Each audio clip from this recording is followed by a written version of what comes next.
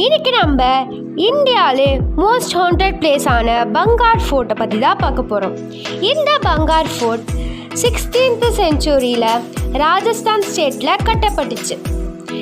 அப்போ ரூலில் இருந்த பகவத் தாஸோட 2வது பையனோட ரெசிடென்ஷியல் பிளேஸாகவும் இது இருந்துச்சு. இந்த ஃபோர்ட்டை எல்லாரும் மோஸ்ட் ஹாண்டட் பிளேஸ்ன்னு சொல்கிறாங்க.